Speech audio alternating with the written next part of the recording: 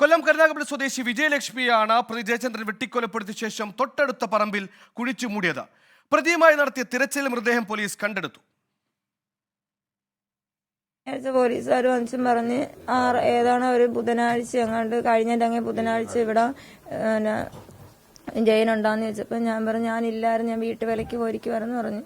അന്നേരം പറയും ഇവിടെ വന്നെങ്കിൽ വന്നെന്ന്. അപ്പോൾ എവിടെ ചോദിച്ചപ്പോൾ ബോട്ടിലാന്ന് പറഞ്ഞു. അപ്പൊ പിന്നെ സ്വിച്ച് ഓഫ് ആയിരുന്നു. ബോട്ട് 5-6 ദിവസം ബോട്ട് സ്വിച്ച് ഓഫാ. അത് കഴിഞ്ഞപ്പോ ബോട്ട് കയറിയപ്പോ അവിടുന്ന് കൊണ്ടുപോയി. മനീഷ് മഹിബാൽ വാർത്തയുടെ വിശദാംശങ്ങളുമായി ചേർന്നു. മനീഷ്, ഒരു മിസ്സിംഗ് കേസ് കരുനാഗപ്പള്ളി സ്റ്റേഷനിൽ രജിസ്റ്റർ ചെയ്യുന്നു. മിസ്സിംഗ് കേസിന്റെ അന്വേഷണം അത് മെല്ലെ മെല്ലെ പുറത്തേക്ക് എത്തിക്കുന്ന അരും കൊലയുടെ വാർത്തയാണ്. നമ്മൾ ദൃശ്യം മോഡൽ എന്നൊക്കെ പലപ്പോഴും പറയുന്ന രീതിയിൽ ഒരു വ്യക്തിയെ കൊന്ന് കുഴിച്ചു മൂടി അതിനപ്പുറത്തേക്ക് ആ കുഴിയിൽ എല്ലാം മറച്ചു വെക്കാനുള്ള ശ്രമം നടന്ന ഒരു കൊലപാതകം. ഈ കൊലപാതകം ബന്ധപ്പെട്ട് നമുക്ക് ലഭിക്കുന്ന ഏറ്റവും പുതിയ വിവരങ്ങൾ എന്തൊക്കെയാണ്? മൃതദേഹം കണ്ടെടുത്തു എന്ന് മനസ്സിലാക്കുന്നു. കൊലപാതക കാരണം എന്തെന്ന് അറിയാനുണ്ട്, എങ്ങനെ കൊന്നു എന്ന് അറിയാനുണ്ട്. അത്തരത്തിലുള്ള എല്ലാ വിശദാംശങ്ങളിലേക്ക് കടക്കാം. ഏറ്റവും പുതിയ അപ്ഡേറ്റുകൾ എന്തൊക്കെയാണ് മനീഷ്? സുഹേൽ, ഏറ്റവും പുതിയതായി ലഭിക്കുന്ന വിവരം ഈ കൊലപാതകം നടത്തിയ രീതിയെ സംബന്ധിച്ചാണ്. ഇയാൾ ആദ്യം മൊഴി നൽകിയിരുന്നത് പ്ലെയർ ഉപയോഗിച്ച് തലക്കടിച്ച് കൊലപ്പെടുത്തി എന്നുള്ളതായിരുന്നു. പക്ഷേ പിന്നീടുള്ള ചോദ്യം ചെയ്യലിൽ മൃതദേഹം പുറത്തെടുത്തുന്ന സമയത്ത് തലയുടെ ഭാഗത്ത് ഒന്നിലധികം സ്ഥലത്ത് വെട്ടുകത്തിയോ അല്ലെങ്കിൽ അതുപോലെ മൂർച്ചയേറിയ എന്തോ ഉപകരണം ഉപയോഗിച്ച് വെട്ടിയതായിട്ടുള്ള പാടുകൾ കണ്ടെത്തിയിട്ടുണ്ട്. അതിനെ തുടർന്ന് ഇയാൾ സമ്മതിച്ചിട്ടുണ്ട് വെട്ടുകത്തി ഉപയോഗിച്ച് തലയുടെ പിൻഭാഗത്തായി 3-4 വെട്ട് മാരകമായി ഇയാളെ ഏൽപ്പിച്ചിട്ടുണ്ട് എന്ന് മനസ്സിലായി. പിന്നീട് അന്ന് രാത്രി തന്നെ ആളൊഴിഞ്ഞ സമയത്ത് രാത്രിയിൽ വീടിന്റെ തൊട്ട് പിന്നിലുള്ള പറമ്പിലേക്ക് കൊണ്ടുചെന്ന് കുഴിയെടുത്ത് കുഴിച്ചു മൂടുകയായിരുന്നു എന്ന് മൊഴി നൽകിയിട്ടുണ്ട്.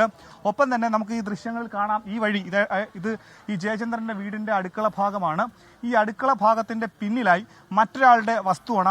ആ വസ്തുവിൽ അയാൾ കഴിഞ്ഞ ഞായറാഴ്ച പുതിയൊരു വീട് നിർമ്മിക്കാൻ വേണ്ടി തറക്കല്ലിട്ട സ്ഥലമാണ്. അതിന് മുൻപാണ്, അതായത് തറക്കല്ലിട്ടത് 8-ാം തീയതിയാണെങ്കിൽ ഇവിടെ കൊലപാതകം നടത്തുന്നത് 6-ാം തീയതിയും കുഴിച്ചു മൂടിയത് 7-ാം തീയതി പുലർച്ചെയുമാണ്. അങ്ങനെ ഈ കുഴിയിലേക്ക് കുഴിച്ചു മൂടുന്നു. കുഴിച്ചു മൂടിയ ശേഷം പിന്നീട് 2-3 ദിവസങ്ങൾക്ക് ശേഷം നായ വന്ന് ഈ കുഴി മാന്തിയതായി ഇയാളുടെ ശ്രദ്ധയിൽപ്പെട്ടു, പ്രതി ജയചന്ദ്രന്റെ ശ്രദ്ധയിൽപ്പെട്ടു. അങ്ങനെ കുഴിക്ക് മുകളിൽ ഒരു കോൺക്രീറ്റ്, അതായത് സിമന്റ് കൊണ്ട് അതിന്റെ മുകളിൽ തേച്ചു. പിന്നീട് അതിന്റെ മുകളിൽ മണ്ണിട്ടു. പിന്നീട് ഈ സ്ഥലത്തിന്റെ ഉടമ ഇവിടെ എത്തി ഈ പറമ്പൊക്കെ വൃത്തിയാക്കുന്ന സമയത്ത് ഇങ്ങനെ മണ്ണ് മാറിയത് ശ്രദ്ധയിൽപ്പെട്ടുവെങ്കിലും ഇങ്ങനെ ഒരു കൊലപാതകം, അരുംകൊല നടത്തി കൊല ചെയ്ത് കുഴിച്ചു മൂടി എന്നൊന്നും അവർ മനസ്സിൽ കരുതിയിരുന്നില്ല. അതുകൊണ്ട് അങ്ങനെയുള്ള സംശയങ്ങളും ഉണ്ടായില്ല. പോലീസിനെ അറിയിക്കുന്ന തരത്തിലേക്ക് എത്തുകയും ചെയ്തിട്ടില്ല. ഈ കൊലപാതകത്തിലേക്ക് ഇത് കൊലപാതകം സംശയം പോലീസിന് ഉണ്ടാകാൻ കാരണം ഇയാളെ ചോദ്യം ചെയ്ത ഘട്ടത്തിൽ തന്നെ ഇയാളുടെ പോക്കറ്റിൽ നിന്ന് എറണാകുളത്തേക്ക് യാത്ര ചെയ്ത ടിക്കറ്റ് ലഭിച്ചിട്ടുണ്ട്. ഒപ്പം തന്നെ ഈ അതിവിദഗ്ധമായി ഇതിനെ തെറ്റിദ്ധരിപ്പിക്കാൻ വേണ്ടി എറണാകുളത്തെ KSRTCയിലേക്ക് ഈ വിജയലക്ഷ്മിയുടെ ഫോൺ കൊടുത്തു വിടുമ്പോൾ പിന്നീട് വിജയലക്ഷ്മിയുടെ ഫോൺ ഓണായതും ഇയാളുടെ ഫോൺ ഓണായതും ഒരേ ടവർ ലൊക്കേഷനിൽ നിന്നുള്ളതാണ് പോലീസിന് ഏറ്റവും സംശയവും ഈ കേസിന്റെ വഴിത്തിരിവിലേക്ക് മാറാനും ഒക്കെ തന്നെ കാരണമായത്. എന്താണെങ്കിലും കൊലപാതകം നടത്തിയത് പ്ലെയർ കൊണ്ടാണെന്നുള്ളത് കാര്യമല്ല. അത് വെട്ടുകത്തി കൊണ്ട് തലയ്ക്ക് പിന്നിൽ വെട്ടി കൊലപ്പെടുത്തിയും ആസൂത്രിതമായി ഇവരുടെ 2.5 പവന്റെ സ്വർണം കവർന്നതായും പ്രതി സമ്മതിച്ചിട്ടുണ്ട്.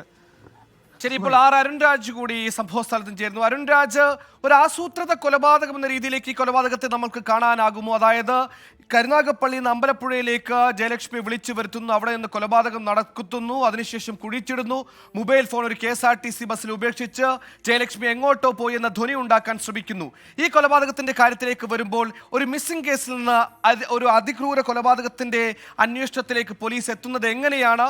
കൊലപാതകത്തിന്റെ മോട്ടീവ് എന്താണെന്നാണ് നമുക്കിപ്പോൾ മനസ്സിലാക്കാൻ കഴിയുന്നത്. സുഹേൽ, എന്തായാലും ഈ കൊലപാതകത്തിൽ ആസൂത്രണം ഉണ്ടായിരുന്നില്ല എന്നുള്ളതാണ് പോലീസ് ഇപ്പോൾ വ്യക്തമാക്കുന്നത്. ഏറ്റവും പ്രധാനം ഇവിടെ വെച്ചാണ്, ഈ വീട്ടിന്റെ ഇടതുവശത്തെ റൂമിൽ വെച്ചാണ് ഈ കൊലപാതകം നടക്കുന്നത്. ആദ്യഘട്ടത്തിൽ ഇവർ ഒരുമിച്ച് ഈ റൂമിലുണ്ടായിരുന്നു. തുടർന്ന് ഇരുവരും തമ്മിൽ ഈ സംസാരിക്കുന്നതിനിടയിൽ ഒരു ഫോൺ കോൾ എത്തുന്നു. ആ ഫോൺ കോളിനെ തുടർന്നുണ്ടായ തർക്കത്തെ തുടർന്നാണ് പിന്നീട് ഈ ജയചന്ദ്രൻ ആദ്യം കട്ടിലിൽ പിടിച്ച് ഈ വിജയലക്ഷ്മിയെ തലകൊണ്ടടിപ്പിക്കുന്നു. ഇതിനുശേഷം ഈ തലയണ ഉപയോഗിച്ച് ശ്വാസം മുട്ടിച്ച് കൊലപ്പെടുത്താൻ ശ്രമിച്ചു. ഒടുവിൽ ശ്വാസം കിട്ടാതെ താഴെ വീണ് കിടക്കുന്ന വിജയലക്ഷ്മിയെ അവിടെ വെച്ച് തന്നെ കയ്യിൽ കിട്ടിയ ഒരു വെട്ടുകത്തി ഉപയോഗിച്ച് തലയ്ക്ക് പിൻഭാഗത്ത് സ്കള്ള് പൊട്ടുന്ന രീതിയിൽ ആഴത്തിൽ മുറിവേൽപ്പിച്ചു. അത് നിരവധിയായ തവണ തലയ്ക്ക് പിന്നിൽ ആഴത്തിൽ മുറിവേറ്റിട്ടുണ്ട് എന്നുള്ളതാണ് പോലീസ് ഈ ബോഡി ഇൻക്വസ്റ്റിൽ നിന്ന് മനസ്സിലാക്കുന്നത്. അത് 3 സെന്റിമീറ്റർ 5 സെന്റിമീറ്റർ ആഴത്തിലുള്ള മുറിവുകൾ ഈ ബോഡിയിലുണ്ട്.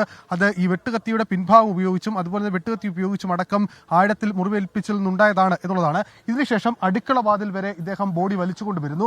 തുടർന്ന് ഈ കാണുന്ന ഈ അരഭിത്തി, അത് ഒരു ചെറിയ ഉയരത്തിലുള്ളതാണ്. ഈ അരഭിത്തിക്ക് സമീപത്ത് ബോഡി ഇരുത്തുന്നു. പക്ഷേ ഇവിടേക്ക് കൊണ്ടുവരുന്ന അദ്ദേഹം കയർ ഉപയോഗിച്ച് കെട്ടിവലിച്ചാണ് എന്നുള്ളതാണ് പോലീസിന് മുമ്പാകെ നൽകിയിരിക്കുന്ന മൊഴി. ഇതിനുശേഷം ഈ ബോഡി മറിച്ച് ഇവിടേക്ക് ഇട്ട് ഈ കുഴിയിലേക്ക് കൊണ്ടുവന്ന് ഡംപ് ചെയ്യുകയായിരുന്നു. ഇത്രയുമാണ് പോലീസിന് മുമ്പാകെ അയാൾ നൽകിയിരിക്കുന്ന മൊഴി. ഈ ബോഡി ഇവിടെ എത്തുന്ന സമയത്ത് പിന്നീട് ഇത് പുറത്തേക്ക് വരാതിരിക്കാനുള്ള ശ്രമങ്ങൾ അദ്ദേഹത്തിന്റെ ഭാഗത്തുനിന്ന് ഉണ്ടായതിനെ കുറിച്ച് നമ്മൾ നേരത്തെ പറഞ്ഞിരുന്നു. എന്തായാലും ഒരു മിസ്സിംഗ് കേസ്, അത് കരുനാഗപ്പള്ളി പോലീസ് രജിസ്റ്റർ ചെയ്ത ഒരു മിസ്സിംഗ് കേസ്. ആ മിസ്സിംഗ് കേസിന് പിന്നാലെ ഈ കേസിൽ അതിനപ്പുറമുള്ള സാധ്യതകളുണ്ടോ, എന്താണ് ഇതിലുമായി ബന്ധപ്പെട്ട് ഇയാൾക്ക് ഈ കേസിൽ കൂടുതൽ വ്യക്തത വരാനുള്ളത് എന്നതായിരുന്നു പോലീസ് അന്വേഷിച്ചത്. അവിടെ പോലീസ് അന്വേഷിച്ചതിൽ ഏറ്റവും പ്രധാനം ഈ ജയചന്ദ്രനിലേക്ക് എത്തിയ ഖണ്ഡികളാണ്. ആ ഖണ്ഡികളെ തേടിയുള്ള കൂട്ടിച്ചേർക്കലുകളാണ് ഒടുവിൽ പ്രതിയിലേക്ക് എത്തിച്ചത്. എന്തായാലും ഞാൻ നേരത്തെ സൂചിപ്പിച്ചതുപോലെ തന്നെ ഒരു പോലീസ് സംഘം നടത്തിയ വളരെ കാര്യക്ഷമമായ അന്വേഷണം, ആ അന്വേഷണത്തിനൊടുവിലാണ് പ്രതിയിലേക്ക് കൃത്യമായി പോലീസ് സംഘത്തിന് എത്താൻ കഴിഞ്ഞത്. നമുക്ക് ഈ ദൃശ്യങ്ങൾ കാണുന്ന പോലെ തന്നെ ഇപ്പോൾ ഈ വീട്ടിനുള്ളിലുണ്ട്. ഈ പ്രതിയിൽ നിന്ന് കൂടുതൽ വിവരങ്ങൾ ഈ പോലീസ് തേടുകയാണ്. എന്തായാലും ഈ തെളിവുമായി ബന്ധപ്പെട്ട വിവരങ്ങൾ ഈ കാണുന്ന പൂർത്തിയാകാത്ത കെട്ടിടത്തിൽ കൊണ്ടുപോയി പൂർണ്ണമായും നശിപ്പിക്കാൻ പ്രതി ശ്രമിച്ചു എന്നുള്ള വിവരം കൂടി പോലീസിൽ ലഭിച്ചിട്ടുണ്ട്. ഈ ദൃശ്യങ്ങൾ കാണാം. ഈ കരുനാഗപ്പള്ളിയിലെ പോലീസ് ഉദ്യോഗസ്ഥർ ഒന്നടങ്കം, അത് ഈ കേസ് രജിസ്റ്റർ ചെയ്ത മുതൽ ഈ സമയം വരെ അവർ നടത്തിയ അന്വേഷണത്തിന്റെ ഒരു കൃത്യമായ ഹോംവർക്ക്, ആ ഹോംവർക്കിലാണ് അവർക്ക് വിജയിക്കാൻ കഴിഞ്ഞത് എന്നുള്ളതാണ്.